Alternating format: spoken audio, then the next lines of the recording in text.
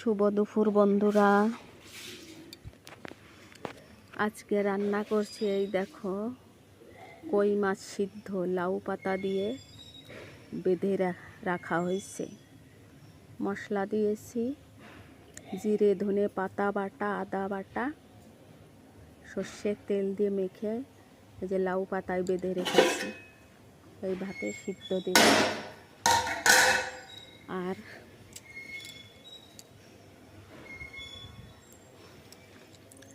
এই কই মাছ দিয়ে মান কচুর তরকারি। আজকের মেনু এই কই মাছ সিদ্ধ